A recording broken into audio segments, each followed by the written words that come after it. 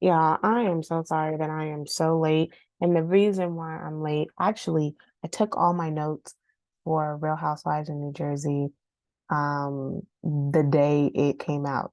But it was so late that I was like, ugh, I'm so tired. And then I had to get up early to do divorce court because I'm the person in the background. Again, I've been doing it for the last 3 seasons, so it's pretty cool. And then I was like, okay, I'm gonna do it again. And then so by the time that happened, and then I just couldn't find a free moment like from here. And then I was like, oh, I'll do it tomorrow. And then by the time I got home on Thursday, like it was just bumper to bumper to bumper of what to do, always going. And I did divorce court again on Friday and then divorce court again on Saturday. So I've just been swamped, and I think I'm supposed to be doing divorce court not next week, but the following week, the 17th and 19th. I can't do it the 20th because I have a chapter meeting that I mean, I think I should show up to go to my chapter meeting since I haven't been to the last two chapter meetings since I have been out of town. And also I want to promote my new conference, right? So, anywho, let's get into. So I apologize. I'm going to be prompt this week. By the way, on another note, another program note, um, I gotta figure out what else to do since I know for sure I guess I could do Real Housewives.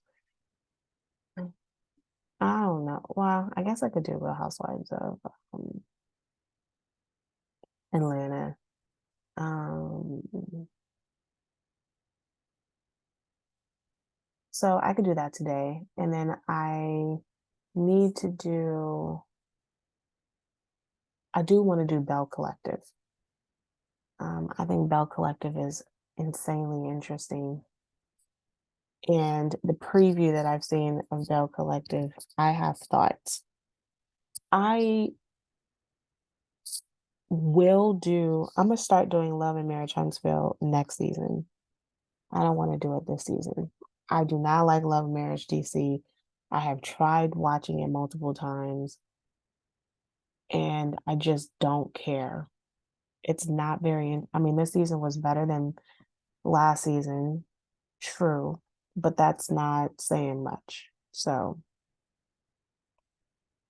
and I'm going to go back to doing some movie reviews. I want to do some more movie reviews and some Apple TV reviews. So I'm going to do that for sure. Since I'm not going to be doing as much because a lot of the shows are off. Grown in Gospel is done. Escape is done. And pretty soon this New Jersey is going to be done. Okay, let's get into New Jersey. So Melissa gets drunk. These people still don't know what a booger wolf is, and I chuckle because we've been calling unattractive people booger wolves in the Black community for a very long time. Anywho, Melissa gets drunk on the bus and she makes a comment about how she can drunk dial her ex-boyfriend. And that had mixed reviews online. Some people were like, oh,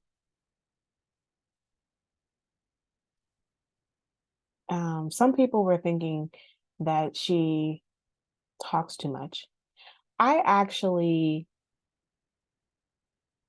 have to agree.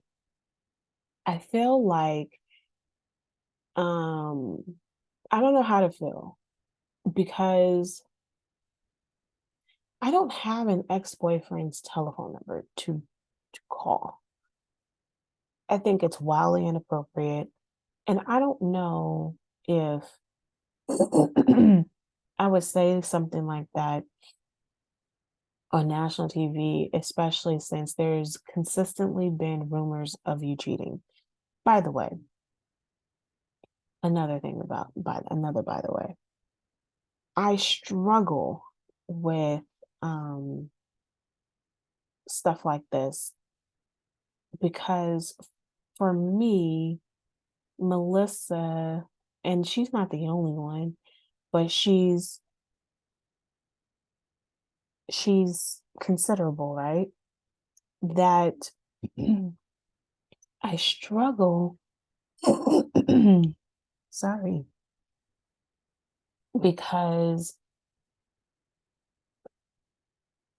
in my mind,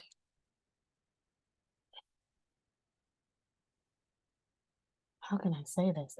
I find a lot of, I don't think that I, I know that we're doing this for television. I think some of this is performative for TV for sure, right? But I wonder, especially when your kids get older, do you eventually have to be like, rein it back, rein it back, right? And because your kids are going to see this, and I wonder if there does come a point where you find out too much, that there's a transition where you no longer see your parents as being like this shield, these distant people who do nothing, right? And then eventually you get to, as you get older, you become more familiar that your parents had a life before you did some things before you and stuff like that. And I wonder if um if in this generation that since people are putting so much of their business online, especially when it comes to these reality shows, that the kids could literally sit and just go back and watch their parents do anything. And I know that people didn't like it when the Real Housewives of the Ultimate Girls Trip, when the lady from um, Miami was like, how do you do this when you have kids? Like talking about smoking weed on TV and, opening your legs up. People can see your JJ on television while you're doing pole dancing. Like, is that something that you think is appropriate now that, and how do you explain this to your children? And I think people were offended with that. But I think it brings up a valid question that I am beginning to have because um, I think that my kids would eventually have some questions if I'm if they can Google my names with cheating allegations and stuff. I just eventually there's going to have to be some explaining. And I wonder if, and Jennifer should know this, right? Because this is her whole argument against Marge, that they had to sit down and explain to their kids that daddy cheated on mommy. I don't know how understand that to be. I don't know if I would sit down and have that conversation with my own children, because I don't think it's their business to know what happened in my marriage. But I will, and I tell them now, like if they start tiptoeing in my marriage, then it's like, go, and I say it in a joking manner, like, go get you some business, but not that kind of business because you're a kid, that kind of a thing, because that's not what they need to see or know about between mommy and daddy. So I'm just kind of, and then you have this girl who's 16. I mean, her daughter is 16. And so clearly you can't shield none of this from her. And do we want to have a narrative that mommy gets around town? I mean, that's the narrative that has been on Melissa for a minute. So for her to make this joke, and I know I think I'm gonna take it as a joke. I know that it's a joke. Ha ha. But I don't think that she read the room either. When I also don't think it's a good joke to make on television. So Paul's family comes, and they all have breakfast, and Teresa compliments Melissa about how she treated Teresa's parents, and Melissa's like, "Oh my gosh, she complimented me." And I'm just like, okay. You know, Melissa makes it very difficult to I actually at one point did like Melissa, and over time it was like, okay, this is insufferable. I think Melissa is a beautiful woman, but she's this whole storyline of being upset about the wedding is tired. Anywho, Jen planned this bachelorette party. Oh, Dolores is very cute with the family. I love Paul's mom. Jen planned a bachelorette party. Um, I really think um, Rachel is so annoying, and I guess she fits for the show. Um, this whole kissing up about like being called a rat, bro, get over it. So, they do this whole catching a hen. Um, and Teresa's like, I'm not a farm person, but then she, catches the hen. She has Teresa and Melissa. They catch together. I thought, honestly, Teresa does a very good job at making herself look like the woman who is trying to make peace. And I'm not saying she's not.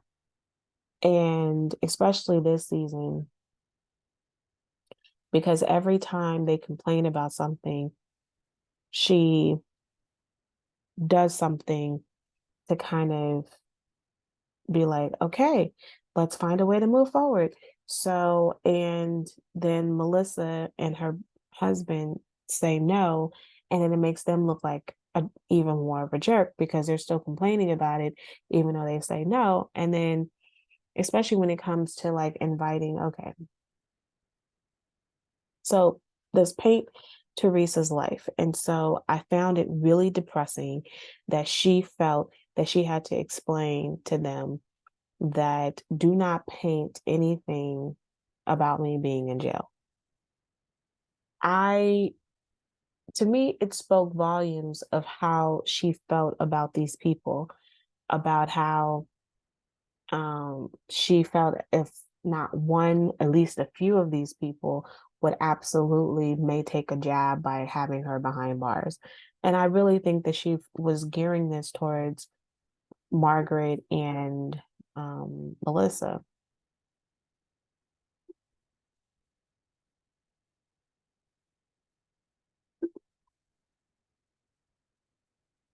because I could totally see Margaret drawing her behind bars. I think it would have been highly inappropriate because this is supposed to be a bachelorette party. Um, and it would have been a horrible jab and it would have made them look horrible. But I could totally see why she felt to say that. I just think it's kind of sad that you would have to feel the need to say this. And she talks about how hard it was for her. But then I was listening to somebody talking about how it's so hard for her, then don't commit the crime. But I was like, I I actually believe that she was a victim. I do believe that Joe really had her sign papers that she didn't read. I don't think, and Yeah, I really do ascribe to that because of the way that Teresa is not as knowledgeable about a lot. And so I just don't see her being coupled the mastermind. She's like, he make money, we do it together. Like, I think that that's how that works. And in fact, they said at the reunion that they make Melissa and Joe make a comment about her. They make a dig at her being going to jail, and her response is like, "Well, then they should be coming to lock you up." Talking to Joey because Joe, I mean, the number of complaints and the number of borderline illegality claims and investigations about Melissa, well, not necessarily Melissa, but Joe is out there. And it doesn't look good. Let's just say that. It does not look good. So we shall see what shall happen with that. Um, Melissa draws this whole family when they come from Italy. She starts crying. Teresa comes and hugs her. Margaret drew about her being a bestseller. I thought that was the most impersonal thing, but it was kind of like if I can't say anything about you, I'm gonna say something that is as generic as possible. Jennifer does the flip the table, which I think was a little bit borderline inappropriate. But I think Teresa took it in stride because she probably wasn't meaning it in horrible jest.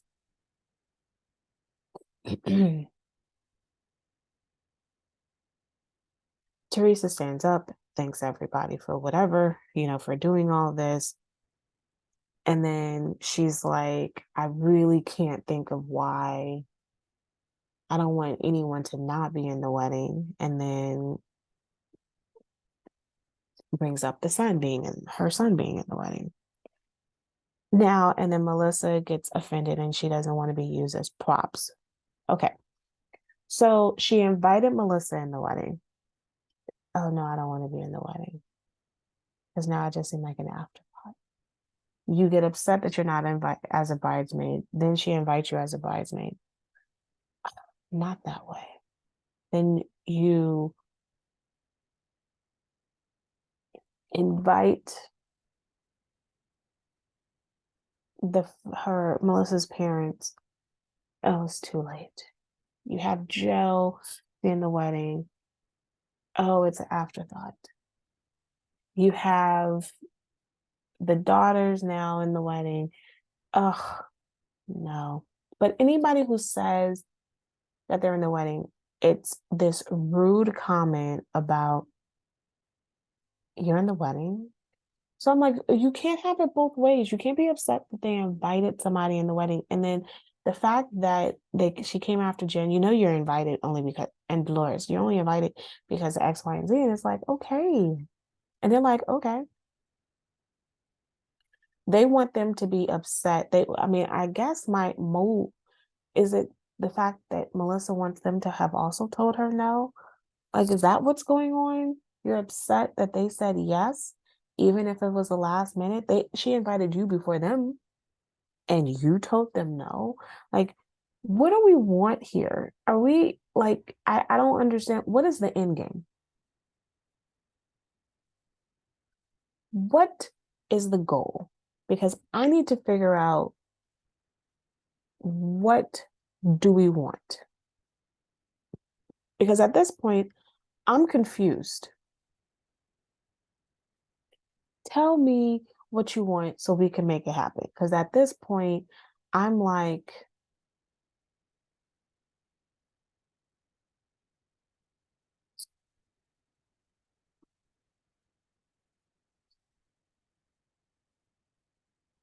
I don't know. And then she's like, well, if he gets in the wedding, then it looks really whack. I mean, then he's going to be a job. So you have an excuse for it all. I'm over it. I am so over it that I just cannot be over it anymore. Um, the lunch table. Um, mm, mm. They're sitting at lunch, and they talk about Louis asked. She mentions that Louis asked Bill to be in the wedding because of how Bill was supportive, and then Teresa makes this comment, "I don't have family," and Melissa has this like these dark glasses on, trying to be pouty. See, this is where it gets so offensive. I'm like, because you have us, ma'am.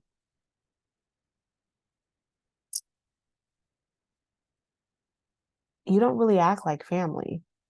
If I have to be honest, like me and my cousin, we had a problem similar to this. And when I got married, and I'm gonna be honest, I did not plan the wedding as much as I did not, I wasn't as thoughtful when it came to planning my wedding. I thought about who was close. And who was close was and my two closest friends, sorority sisters, and who was close. I did not think about my cousin, either one of my cousins actually, and I should have thought of both of them. And I regret that. And I now my older cousin,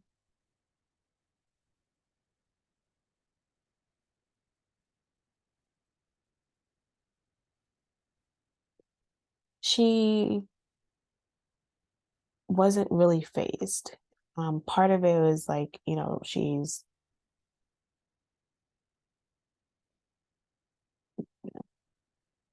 it would have been harder for her to swing it. So it was like not like she wasn't offended. She would have had to come off out of town. Like it would have been a bit much. My younger cousin, though, did not realize that I hurt her feelings. And I should have known better. And then when I wasn't invited to her wedding, part of me, I was like, hmm, that's cool. But then also, I wouldn't have been able to be in it anyway. And just had a baby. So it would not have been, I would have been like, I would have loved to, but I can't. And um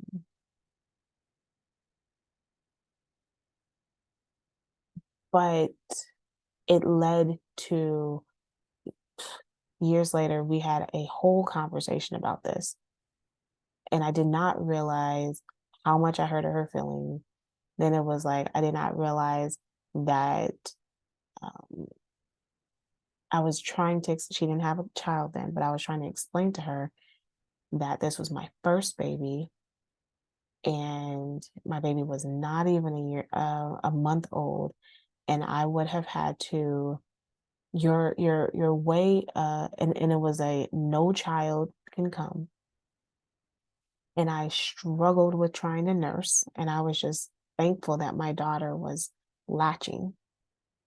I had all plans to come, but it was a no baby, no kid at the wedding. And I was like, so how? And then so when her and I were talking, it was like, I was like, so where's my baby going to be? And it was like, oh, well, we can rent, we can hire somebody to babysit. And I was like, a stranger?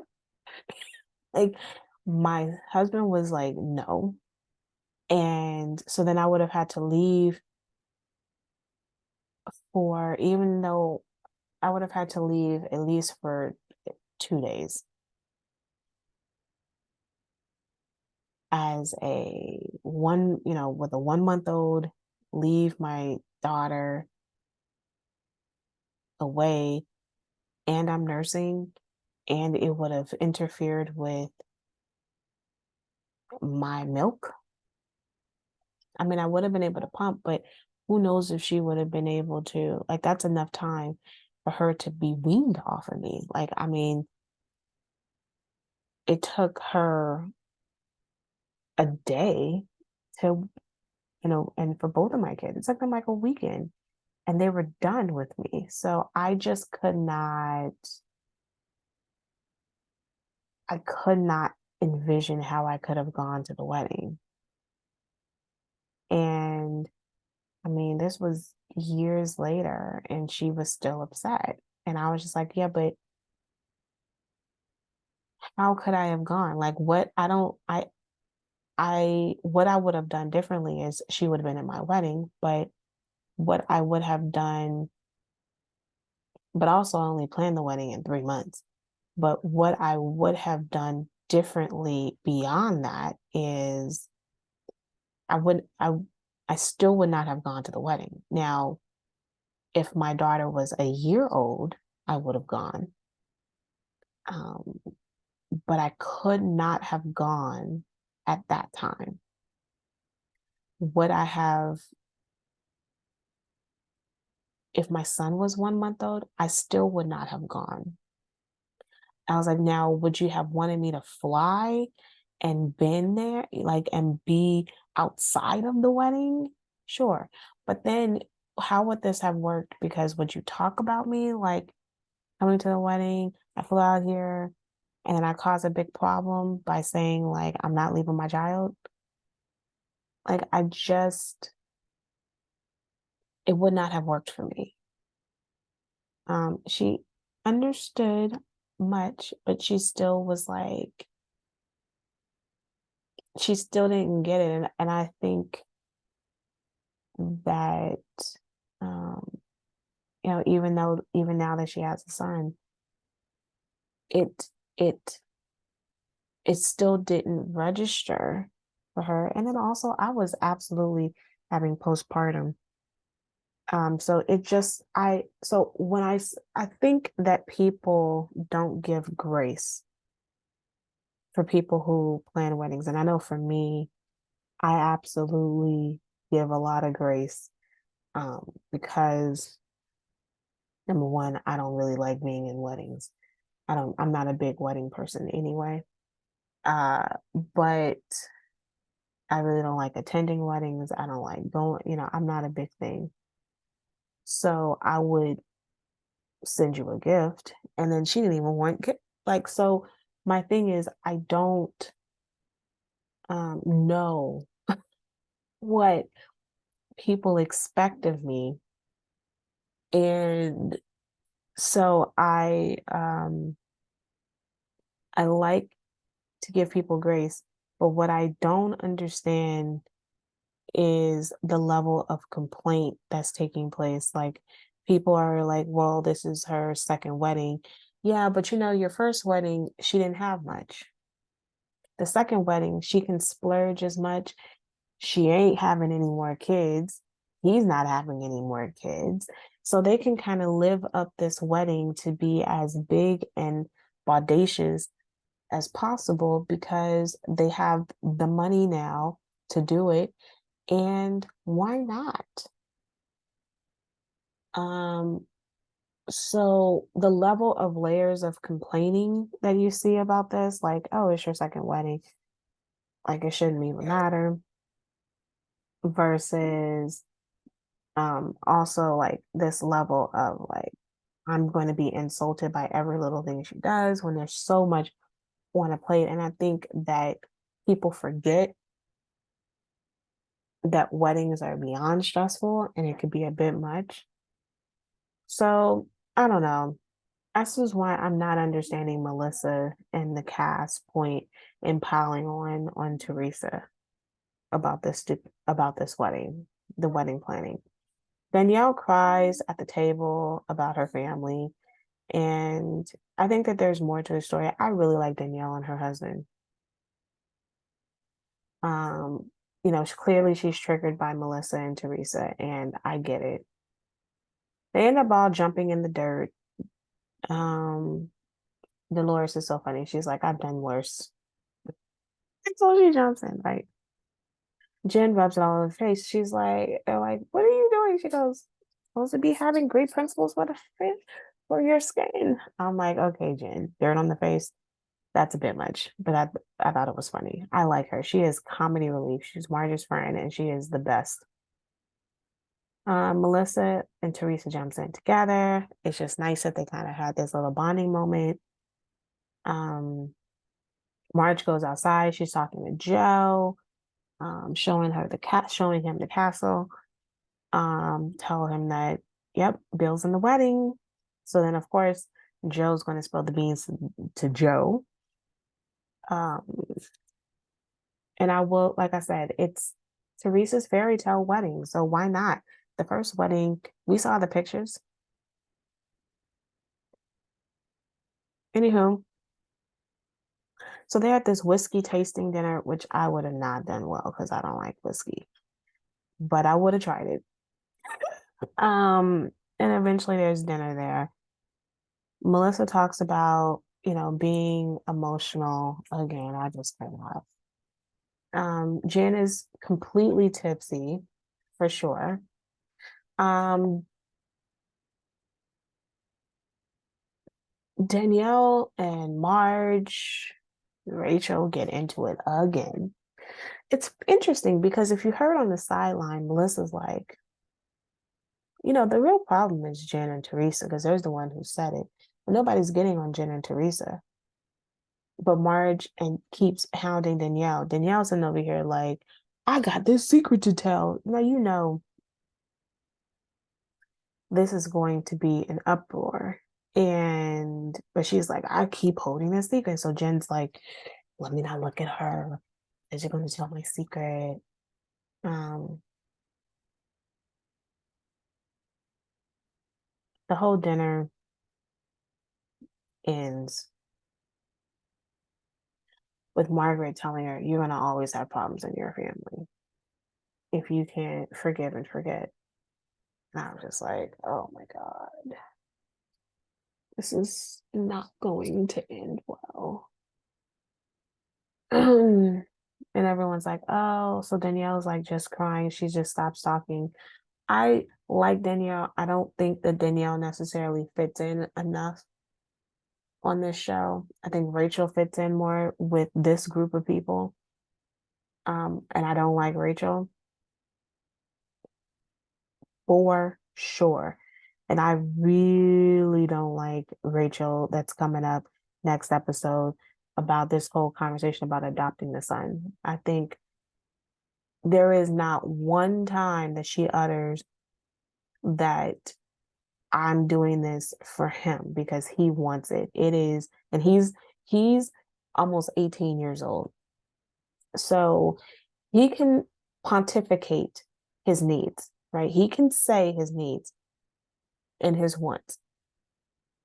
So the idea that she keeps saying it, I'm doing this because it makes me feel complete. And you can see the dad's not even like tripping. So the only one that we're doing all this for is you.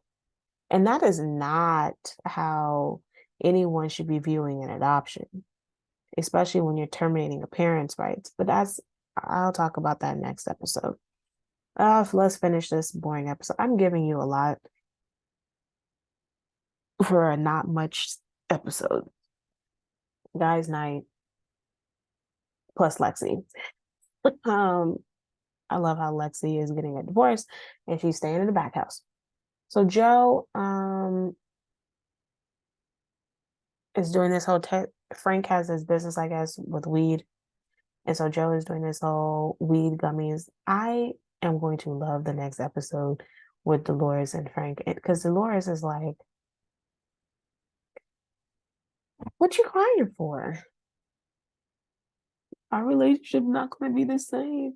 And she's looking at him like, so? Because I was so here for it because like we were divorced over 20 years ago. You cheated on me left, right, and foot. So what are we doing here? Why are we crying? I am loving it. Anyway. Okay, so Joe says Bill is in the wedding in front of, and Joe's like, he's in the wedding. You're an afterthought. Like, and I love how Bill took it in stride. Okay. And that I appreciate because it's like, so what you're trying to do what? Like, what is your point?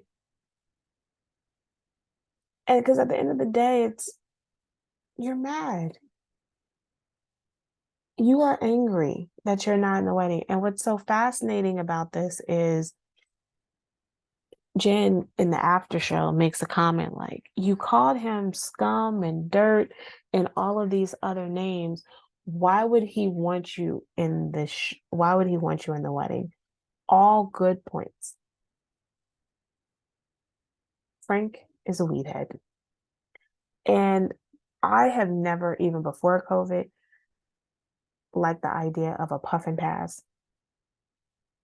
After COVID, I am even more disgusted of a puff and pass. I'm gonna need my own. I don't smoke. I am not smoking. And if I did smoke, I am not smoking after anybody. That is disgusting. I don't drink after you. I'm not going to puff and pass. Gross. Anyway, they had a food truck. I love the food truck idea.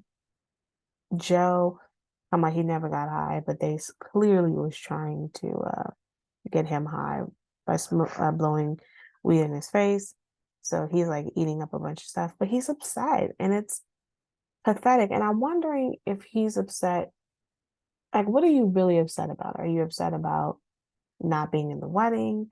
Are we upset about how your relationship with Teresa's pathetic? Or are we upset with if y'all don't have a better storyline, y'all getting fired? And and your paycheck on this show is numbered. Which one is it? And I really think that it's the latter.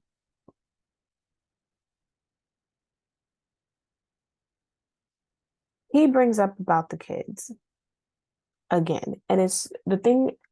Why does this matter? He brings up this whole conversation about the kids, about what his niece called him. I think it was last season before last. But you know what? You talk really crappy about her father, and he's talking about Antonio didn't do, doesn't say anything about Teresa. So why, and they just let them say anything about me. I was like, that's a fair point. Antonio is a child, like a child underage. Gia is an adult.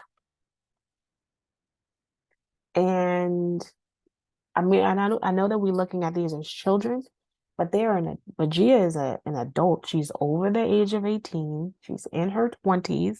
Even when she said it, she's in her 20s. And she is getting tired of you talking about her father. Because you say a lot of, and look, I agree that Joe, whatever, isn't a good guy. I did not like him. I absolutely did not like him. Look, I'm gonna let you know right now. I am not a fan of my sister-in-law's husband, but there is not one opportunity that I am going to get, even on my social media platform, and call him everything but a child of God. Why? Because I love my nieces. And even if my nieces agree or disagree with me, I don't want them to feel a way about me because I said something about their father. Because at the end of the day, he is their father.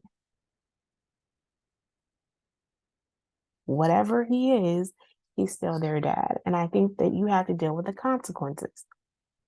He is right that the father is not a cool person. but his kids love him to bits and pieces, and they're going to defend their father. And and so they're going to say, they're going to have their own opinion when they get an adult. They're going to say whatever they want to say. And I think that they should be more respectful in what they say. But you know what? They're adults. And you weren't respectful about their father. Like, I mean, I don't care what if their father was a mass murderer and they want to still love their father, it's their father. Sorry. I really love, Rachel's husband made a comment like, so by the way, your wife called my wife a rat. Okay. But Danielle's husband is I think Danielle and her husband are such a good fit. And like they're so adorable together. I really like them as a couple. But I just don't see how they're gonna fit on this show in the current state of who's on this show. Maybe y'all can prove me wrong. And if she does stay on this show, um, Melissa's got to go. Melissa and Joe, y'all got to go. You can't stay on this show anymore. The show is not good for you. It's not good for the viewers. We're not good together. We're ready for you guys to just go. Okay? Thank you. See you next time.